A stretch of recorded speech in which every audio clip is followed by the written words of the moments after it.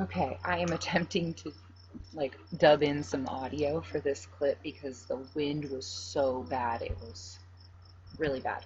Okay, so uh, I'm just explaining that I'm sorry about the noise of the truck, which the wind was actually way worse because I had to leave Moses napping in the truck with the air conditioning running. And that nap time is the best time to get stuff done. Should you happen to be a single mother off grid, it's going to be your only time to really get stuff done. So I'm explaining that that big tank that we were looking at is the garden tank and also the compost watering tank. And then down there, you can see that utility shed that I just zoomed in on. That's where we keep the water tank for the cabin. So the cabin's water comes from inside that room, and that is our water source. And then I'm explaining that it's an IBC tote that looks just like the one on the back of the truck. And that room is a little bit of a mess right now, but I'm gonna take you down there and show it to you. Okay, so here we are at the utility shed, which is where the other half of that water is going. You can see the water tank that we're unloading is way up there. I need that elevation to make any of this work because I'm draining water just by gravity feed. So if you want to see a little bit of how the water works for the cabin, let me see if it'll... Okay, so this is our water tank.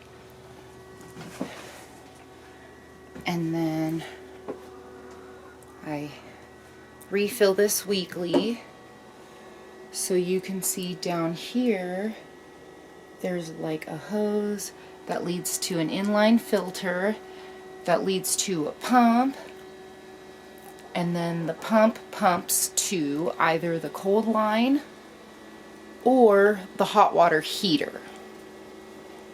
And that's how I get hot water and cold water inside of the cabin, from this water tank through that filter, pump, water heater.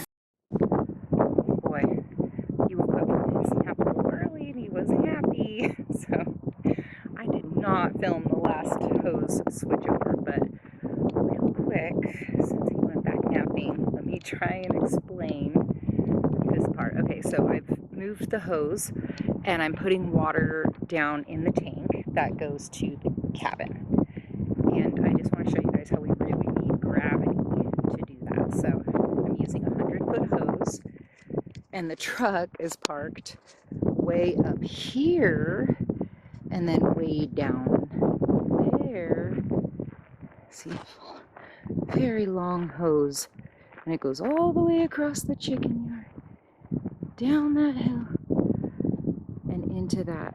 And I need gravity to do that. So we've pulled the truck up to that utility shed, and it just doesn't drain all the water. I have to do it this way. It's ridiculous. I'm pulling this hose, 100-foot hose, across my chicken yard into a rattlesnake area, and I don't know. I think there's a better way to probably get this done, but I just haven't figured it out yet. And as of right now, this is the very cumbersome way that I am getting water to my cabin. Water to the big tank for the garden. We got water down there to the utility shed for the cabin. Now it's time to shut it all down. It's been almost 2 hours since we started this process. Okay, so then I just have to turn off the tank so this last bit of water doesn't cause problems. And then I gotta undo my hose, my 100-foot hose. And then we gotta spool up the big old hose. And Close up the utility shed, move the truck, and then we'll be done.